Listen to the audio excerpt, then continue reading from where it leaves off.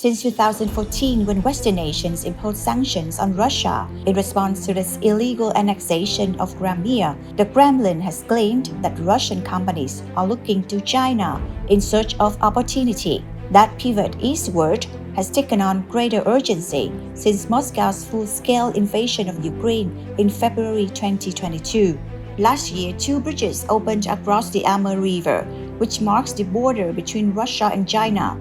And at a meeting in March 2023, Russian President Vladimir Putin and Chinese President Xi Jinping pledged to deepen economic cooperation as part of their no-limits partnership.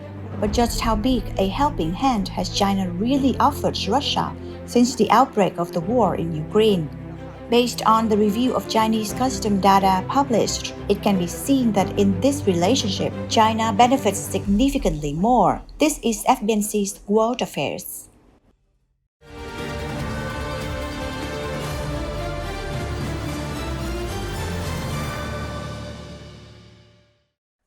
In 2022, Western sanctions mostly targeted Russian imports of Western products, including parts for cars, planes, and machinery, reflecting Europe's reluctance to break its addiction to Russian energy.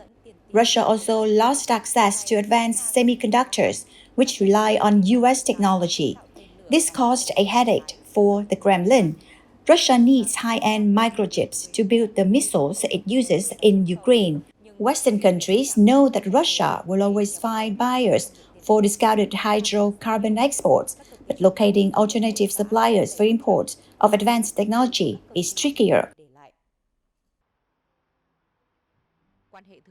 On paper, the Chinese-Russian trade relationship appeared to be gaining steam. The US dollar value of China's exports to Russia rose by a solid 12.8% in 2022, boosted in part by exchange rate movements.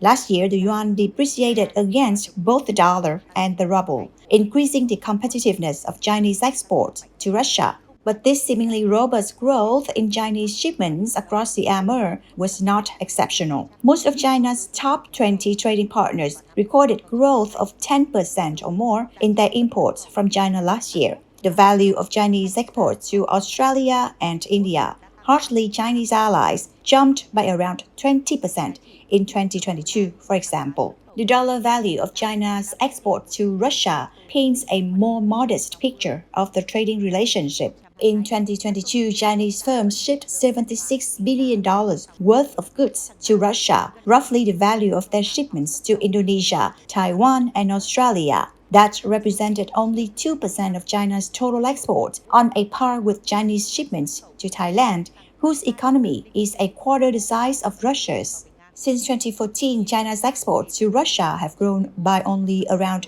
40% in nominal terms, compared with more than 200% for China's export to India, Vietnam, and Singapore.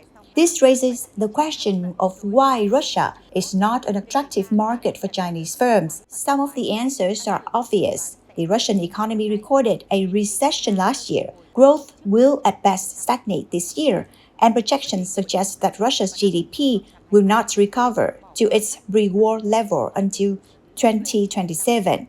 The Kremlin's decision in 2022 to dispense with international norms protecting intellectual property is another disincentive. Beijing may not be known for respecting Western intellectual property at home, but Chinese companies still want their know-how to be protected when they are doing business abroad. But the main reason Chinese firms are so reluctant to do business across the Amur may have more to do with Washington than with Moscow. Chinese businesses worry that the United States could impose secondary sanctions that would target firms from any country that do business with Russian companies. So far, Washington has only imposed such measures on deals with Russia's military sector. If the United States were to expand these measures to other economic sectors, all companies around the world would be forced to choose between the US and Russian markets. For most firms, sticking with the United States would be a no-brainer.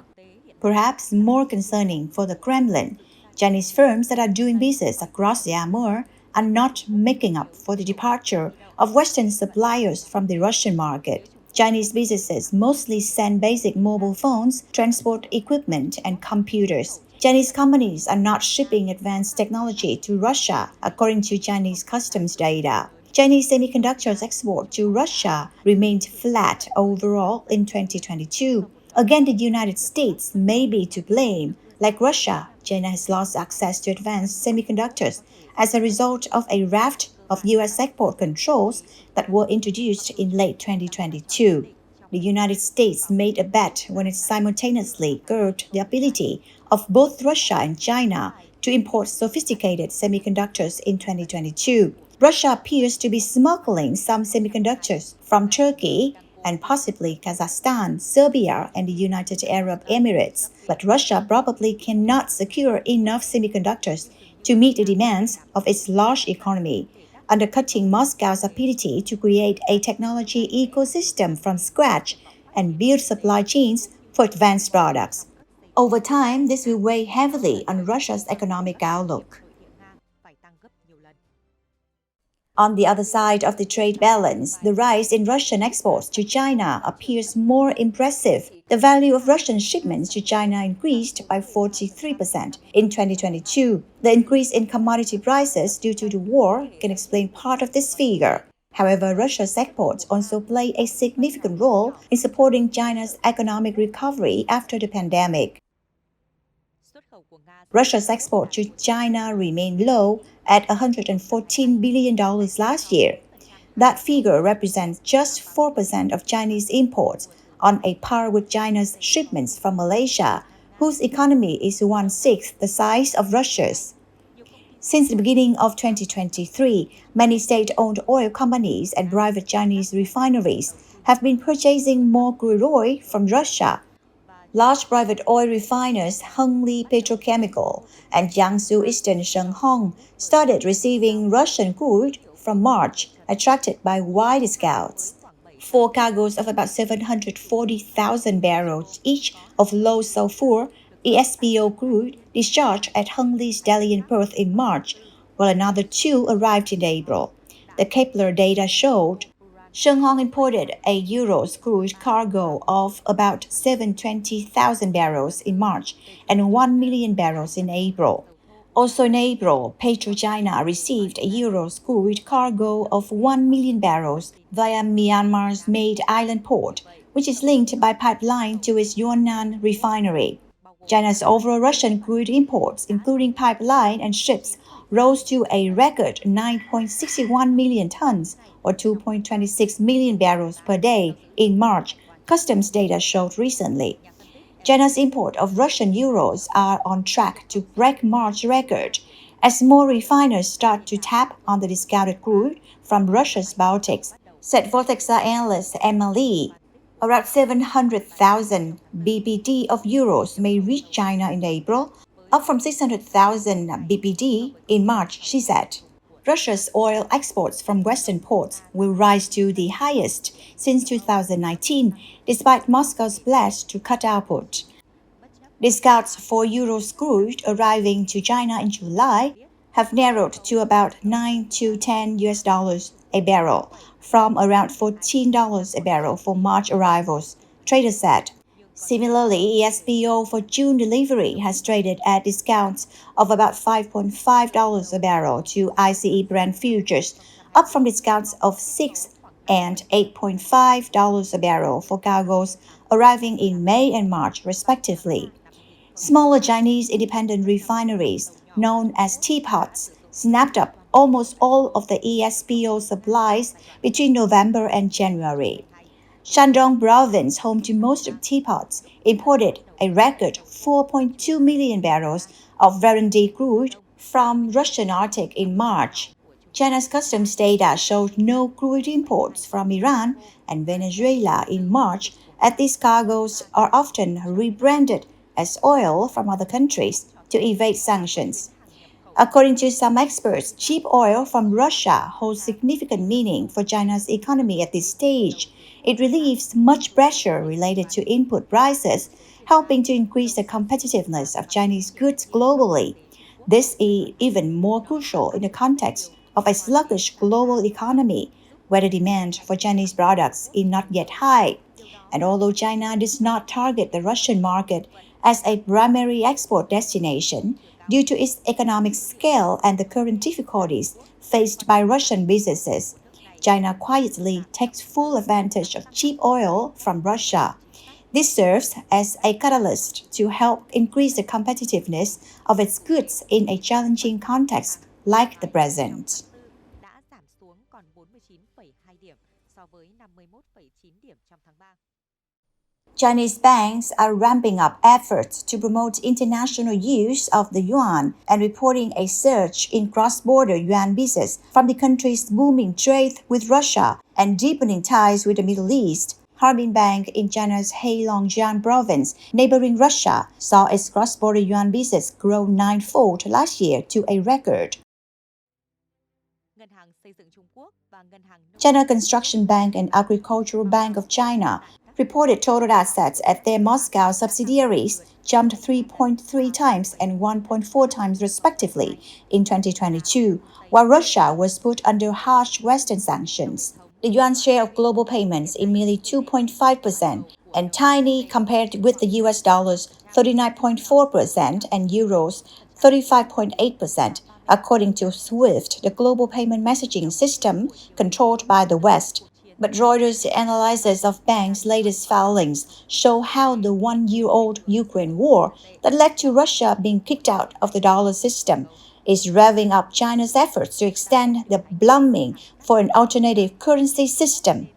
In Inner Mongolia, also neighboring Russia, Bank of Inner Mongolia has been actively engaged in yuan settlements and trade financing businesses with its Russian peers, facilitating bilateral trades.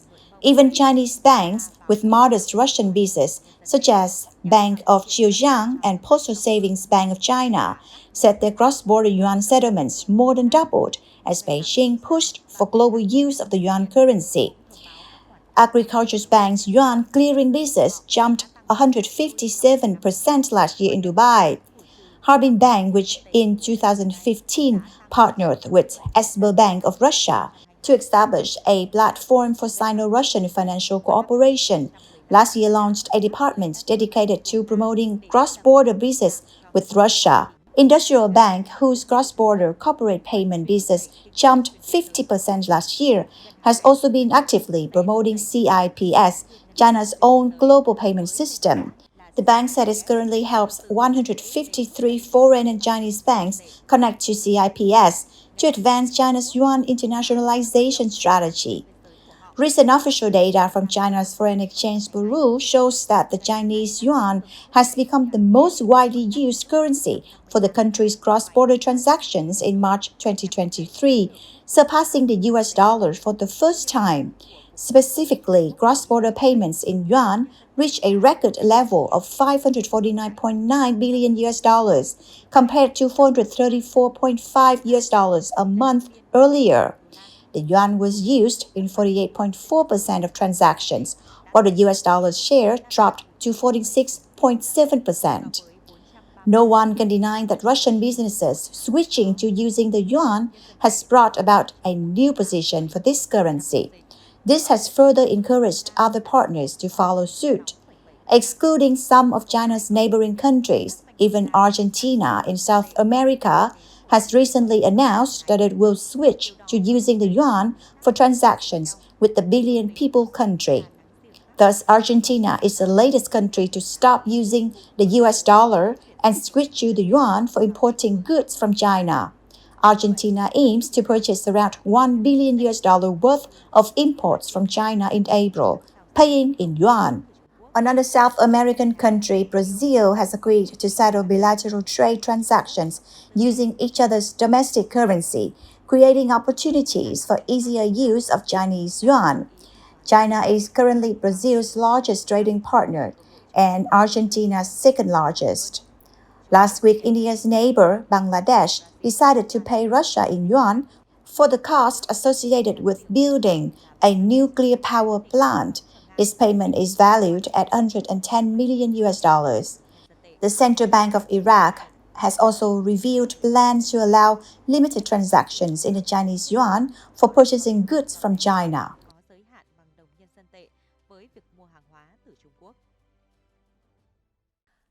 It can be said that since the outbreak of the war in Ukraine, China has benefited significantly, especially in terms of economic trade with Russia.